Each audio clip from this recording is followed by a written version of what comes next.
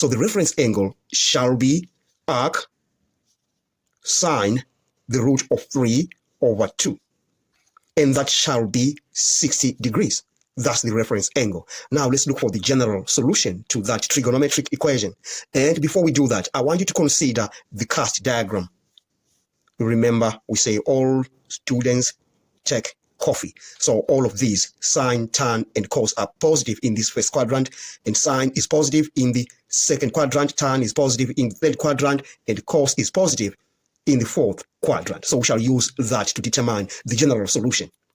Now we shall say in the first quadrant, we know sine is positive. This is positive. So sine, that is positive. So consider the first quadrant, right?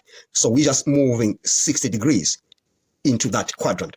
Then we say the general solution is, so that's the first quadrant. We say the general solution is 2 theta minus 60 degrees is equal to 60 degrees plus or minus 360 degrees K.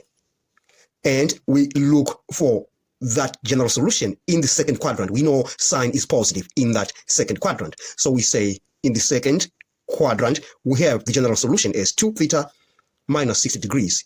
You remember, we're just moving 60 degrees into that. So we say now, this is 180 minus that 60 degrees.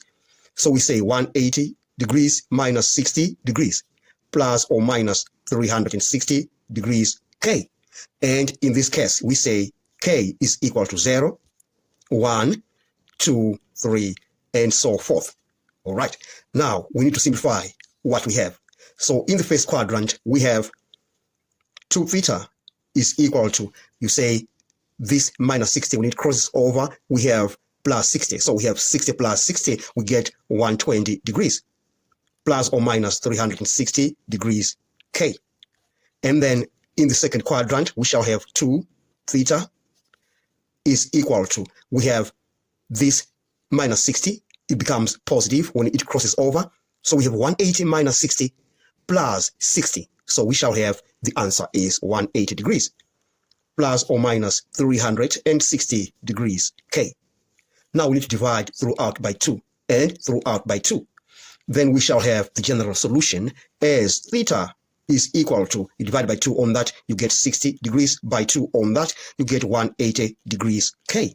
You do the same thing in the second quadrant, you have 90 degrees plus or minus 180 degrees K.